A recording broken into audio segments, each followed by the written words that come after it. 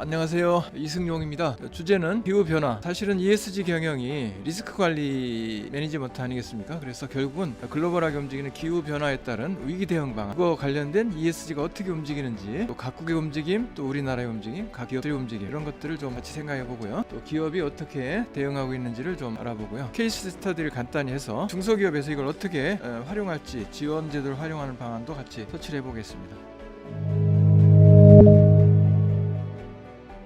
이제 기후변화 대응을 위한 국제적 동향인데, 이 장표에 있듯이 현재 산업화 이전과 비교를 많이 하지 않습니까? 산업화라 하면 산업화 시기가 그럼 대략 언제부터를 얘기하느냐, 1890년에서 1900년 초 정도를 산업화 시기로 본다면 그때부터 지금까지가 1도가 올라갔다고 합니다. 그 전에 올라간 4000년 동안이 1도 올랐는데, 약 100년 동안 1도 올랐으니까 이 속도로 간다면 지구는 나중에 이제 완전히 빙하 같은 건 아예 찾아볼 수 없는 상황이 되는 그런 리스크가 있기 때문에, 결국은 이제 글로벌하게 지구 온도를 1.5도로 제한하자는 그런 개념으로 지금 접근하고 있는데, 이미 현재 1도가 상승된 상태예요. 그럼 나머지 그 갭이 0.5도가 남아 있는데 이걸 어떻게 할 것이냐, 이 부분이 우리 국제사회와 또 저희들이 대응해야 될 부분이 아닌가 싶습니다. 작년 COP26에서도 이 부분에 대해서 가장 중점적으로 터치했던 부분이 기후 변화에 대한 거고, 뒤에 나오겠습니다만 여기에서 ISSB라는 아주 강력한 공식 기준이 또 태동이 되게 됩니다.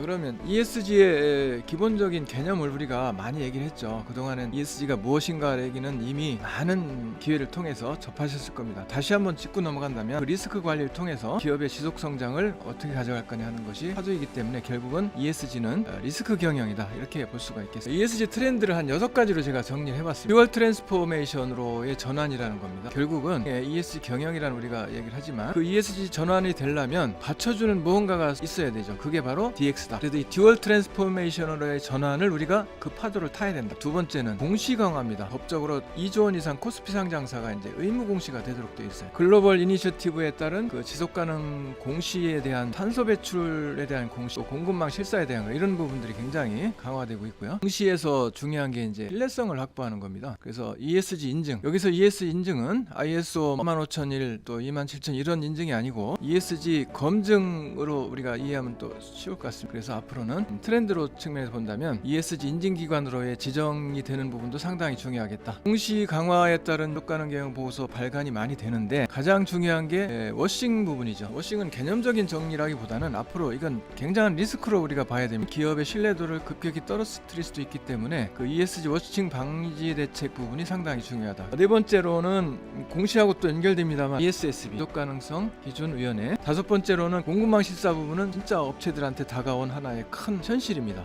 그와 아울러서 미국도 파리 기후 협약을 그동안 이제 트럼프 때 탈퇴했다가 다시 재가입했지 않습니까? 그러면서 이제 미국 증권거래위원회에서 그린워싱 규제 조치를 하는 등 굉장히 미국도 강화를 하고 있습니다. 자, TCFD의 권고안을 4대 필러별로 보면은, 첫째 지배구조, 두 번째 전략, 리스크 관리, 지표 및 목표, 이렇게 4가지로 되어 있는 걸 잘 아실 겁니다. TCFD의 리스크 관리 범주를 보면요, 2가지로 나왔었죠. 물리적인 리스크와 전환적 리스크로 봤는데, 물리적 리스크를 본다면 일단 뭐 태풍, 기후 온난화로 인한 해수면에 올라가는 거, 이런 그 물리적인 기상이변, 이런 것들을 물리적 리스크로 본다면, 전환적 리스크는 기업이 대응하는 과정에서 나타나는 그런 리스크들이죠. 스코프 3가 결국 탄소 배출 유형 중에 하나인데, 결국 모든 범위를 다 커버해야 되는 게 스코프 1, 2, 3 아니겠어요? 위에 있는 장표는 서플라이 체인의 어떤 과정입니다. 프로세스 공급자로부터 최종 소비자 및 폐기까지의 단계, 이 과정에서 업스트림에서의 탄소 배출과 또 다운스트림에서의 탄소 배출이 나타나게 되는데, 이 부분을 우리가 관리해야 된다는 것이 ISSB의 IFRS S2에서 얘기하는 그런 요구사항이에요. 그럼 또 하나 트렌드 중에서 이중 중요성이라는 거를 지금 굉장히 중요시하게 하고 있습니다. 머티리얼리티는 우리가 중대성이라고도 해석을 하고요, 중요성이라고도 하는데, 지금 요새는 요성으로 우리가 용어를 좀 통일해 가는 과정인 것 같아요. 그림에 있듯이 2가지 관점이죠. 하나는 사회환경적인 영향도란 측면에서 기업이 사회환경에 어떤 영향을 미치느냐 하는 점, 기존의 그 내용을 보면 이해관계자 관점이에요. 비즈니스 관점과 이해관계자 관점. 두 번째, 재무적 영향도는 밖에 있는 외부적인 사회적인 이슈가 우리 회사에 재무적인 어떤 영향을 미치느냐. 내용을 본다면요, 사회환경적인 영향도는 GRI 관점에서 주로 이렇게 보면 되겠고요, 다양한 이해관계자를 포용하고 있죠. 근데 재무영향도 부분은 ISSB나 SASB나 미국 증권거래위원회인 SEC, 이런 데서 얘기하는 기준으로 이렇게 묶어서 볼 수 있겠습니다. 지금 추세로 보면 EU는요 이중 중대성을 상당히 크게 지금 부각시키고 있고, 미국은 일단 아직 이중 중대성까지는 크게 하진 않습니다만 앞으로 결국은 공시할 때 이중 중요성 부분이 상당히 부각될 것 같습니다.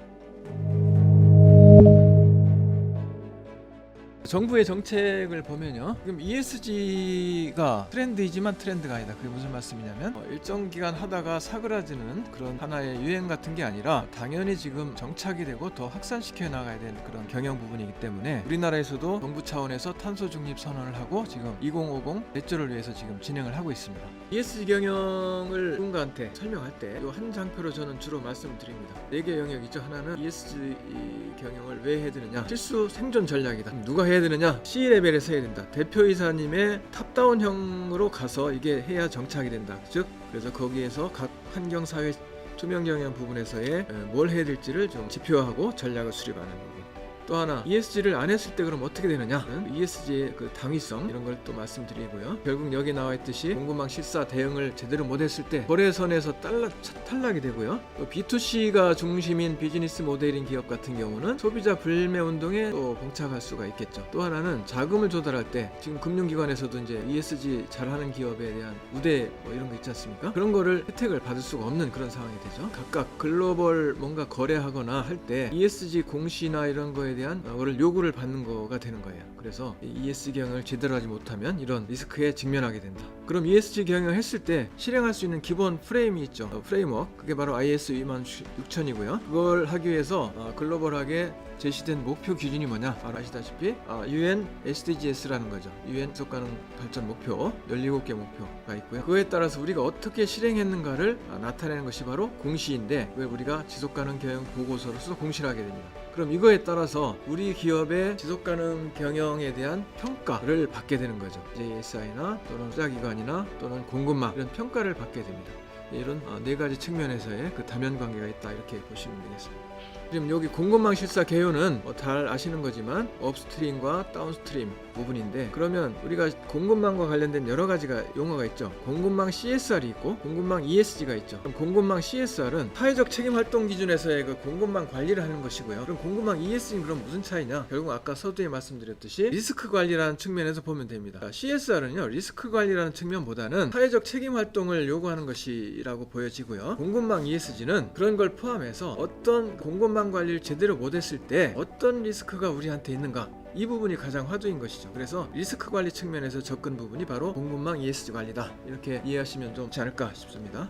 이 표는 많이 좀 접하셨을 수도 있는데요. 지금 공급망 ESG 부분이나 ESG 환경 이런 관련해서는 EU가 아주 선도적으로 치고 나가고 있죠. 독일이 내년부터 공급망 실사법이 시행이 됩니다. 내후년부터는 EU 전체가 하게 되고요. 근데 이제 우리가 아시는 바와 같이 내년부터 하는 공급망 실사법, 독일의 법은 지침서에 실질적으로 적용되는 것은 2025년부터라고 보시면 될 것 같습니다. 사실은 공급망 실사 이니셔티브는 참 많아요. 하나는 플랫폼 형태로 포괄적인 플랫폼이 하나 있고, 그게 바로 에코바디스라는 겁니다. 업종 불문, 어느 업종이든 상관없이 포괄하는 게 이제 공급망 평가 플랫폼인 에코바디스고요. 프랑스에 있는 그 평가 기관이죠. 그다음 하나는 이제 산업별로 이제 특성이 필요하잖아요. 그러다 보니까 전기 전자를 주축으로 한 RBA, 즉 책임 있는 사업 연합체라고 돼 있는 전 세계에서 가장 큰 산업별 공급망 이니셔티브인 RBA가 아주 주도를 하고 있고요. 또 현대자동차나 이런 벤츠, BMW 이런 데 전부 가입되어 있는 드라이브 서스테이너빌리티라고 하는 이 연합체가 또 있습니다. 이거 외에도 상당히 많이 있어요. 전 세계의 한 80% 이상이 에코바디스를 지금 활용하고 있습니다. 또는 자기 산업별 공급망을 활용하는 경우도 있다. 이건 두 가지를 다 쓸 수도 있고요. 그렇게 보시면 되겠습니다. 화장품 관련된 부분은 한국에서 만든 이니셔티브입니다. 그래서 4R이라 해가지고 이 부분을 지금 진행하고 있고 상당히 좀 활성화되고 있습니다. 여기 이제 슈어 프로세스, 이 4단계 프로세스를 통해서 중소기업에서 어떻게 해야 될 건가 할 때 처음에는 진단을 하고요. 두 번째는 업그레이드해서 전략을 수립하고, 세 번째 그 단계가 지나서 우리의 지속가능 경영 보고서를 작성을 하고 공시를 하고 이해관계자와 소통하고,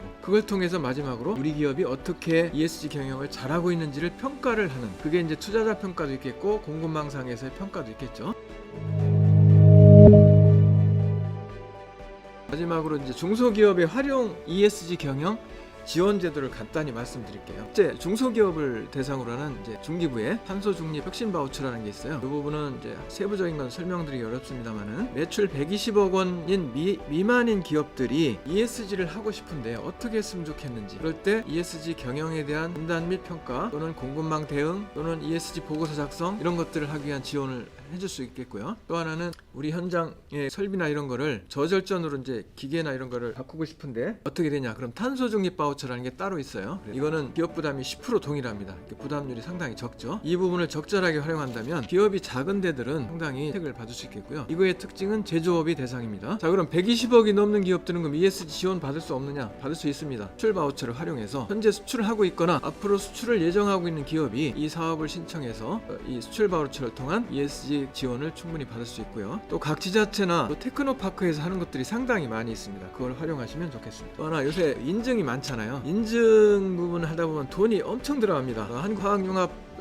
기술원에서 KTR이라고 그러죠. KTR에서 해외 규격 인증 획득 지원 사업이 있는데 이게 상당히 효과적이에요. 좋아요. 이 페이지는 ESG 탄소 중립 규격 인증 지원 대상 현황 이렇게 54개의 그 인증 지원이 있어요. 자, ISO도 당연히 해당되고요. 마지막으로 맨 밑에 보면 에코바디스 지속 가능성 평가 부분이 있죠. 이것까지도 지원이 가능합니다. 나머지는 이제 금리 혜택. 자, ESG를 잘하면 상공회의소에 가서 이 검토 신청서를 이제 체크해서 그걸 받으면 은행에 가면 금리를 인하해서 적용될 수 있는 금리 혜택 부분이 있다. 자, 에너지관리공단의 시설자금 지원 이것도 적절하게 활용할 수 있겠고, 이 부분은 사업 전환할 때 돈이 필요하죠. 이런 것들도 많이 쓸 수가 있겠습니다.